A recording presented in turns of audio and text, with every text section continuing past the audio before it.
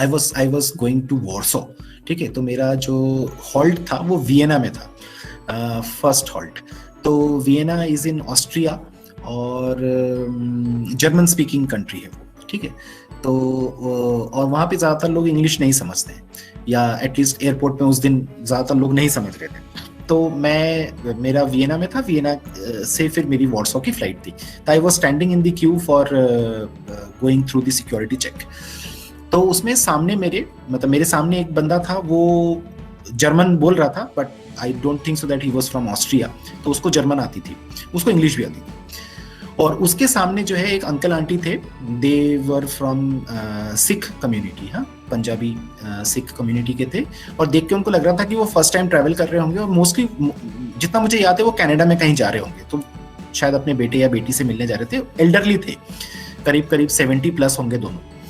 और uncle aunty थोड़े से मॉडेस्ट बैकग्राउंड से भी थे। तो जैसा भी है, तो यूजुअली लोगों को उतना पता नहीं होता है, एंड बीइंग फर्स्ट ट्रैवलर्स तो और भी पता नहीं होता है। दिल्ली से तो आप यहाँ से फ्लाई कर जाते हो, लेकिन उसके बाद जहाँ पे जाते हो वहाँ पे काफ़ी दिक्कतें आती हैं। तो जो है बड़ी दिक्कत होना चालू हुई, और आंटी को कहा कि आप अपने हाथ के सारे कंगन वंगन उतारो एंड दिस एंड दैट, क्योंकि सिक्योरिटी में कोई प्रॉब्लम आ रही थी। और अंकल के भी जो है बॉडी में कहीं पे मेटल आ रहा था, तो बहुत प्रॉब्लम आ रही थी। तो अल्टीमेटली वहाँ पे, और मतलब they are so brute and so rude that they do not listen to anybody. मतलब कि अल्टीमेटली बात ये आई कि आप अपना टर्बन उतारिए, है ना। और मैं तो बोल ही रहा था, मेरे सामने वाला जो बंदा था वो भी जर्मन बोल पा रहा था, और वो भी बोल रहा था उनसे कि भाई ये उनके रिलीजियन का मार्क है, आप उसको मत टच करो। लेकिन वहाँ पे लोगों को इतनी समझ नहीं होती ना।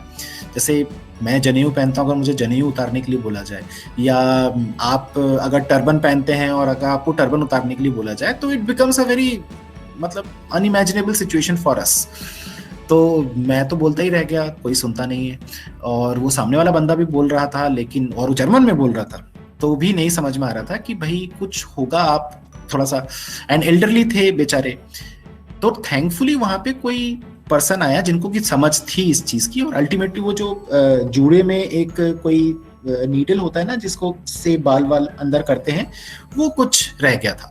तो उसके कारण से मेटल डिटेक्ट हो रहा था, और उन्होंने जो इतना ह्यू एंड क्राई बना दिया था। और आंटी तो नियर अबाउट रोने ही लग गई थी, क्योंकि उनके जब सारे हाथ के कंगन वंगन और सारी चीज़ें उतरवाई, तो they also feel very bad ना। हमारे घरों में या हमारी विमेन जो है हाथ में अगर शादियों के बाद जो चीज़ें पहनती हैं, तो वो किसी के डेथ के बाद ही तोड़ती हैं, उसके पहले नहीं निकालते।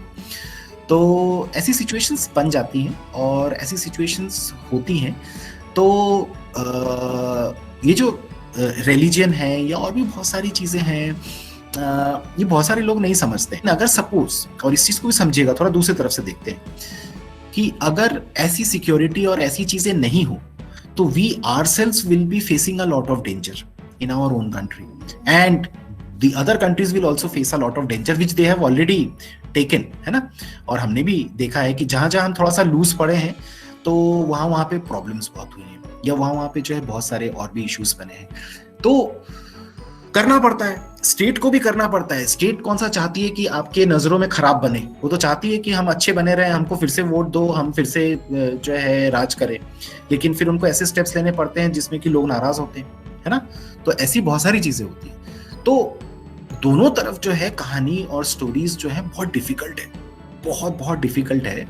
और वही वाली बात है कि हम कहीं ना कहीं, जैसे डीएचवी में पढ़ाते हुए हम लोग बोलते हैं ना, मुझे पता नहीं आप में से कितने लोगों ने मेरी डीएचवी की क्लास अटेंड करी थी, या हम लोग पढ़ पाए थे, क्योंकि पिछले सेमेस्टर में तो बीच में रोकनी पड़ी थी।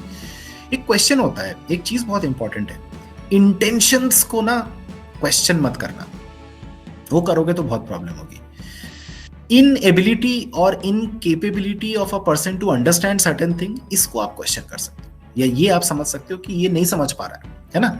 लेकिन अगर आप ये इंटेंशन को क्वेश्चन करने लग जाओ कि नहीं, ये चाहता है कि मुझे परेशान करे, या ये चाहता है कि मेरे साथ बुरा करे, तब कभी भी आगे नहीं निकल पाएंगे, या कभी भी उस स्टेट से बाहर नहीं निकल पाएंगे। तो स्टेट का इंटेंशन नहीं है लोगों को परेशान करना, स्टेट का इंटेंशन है लॉ एंड गवर्नेंस प्रोवाइड करना, पीसफुल कोहैबिटेशन में लोगों को रखना। लेकिन उसके कारण से गड़बड़ हो जाता है। सब्जेक्ट का भी ये इंटेंशन नहीं है कि स्टेट के अगेंस्ट में लड़ाई करना, लेकिन सब्जेक्ट के जब राइट्स वायलेट होते हैं, तो फिर सब्जेक्ट से भी बगैर चीख और चिल्लाए रहा नहीं जाता।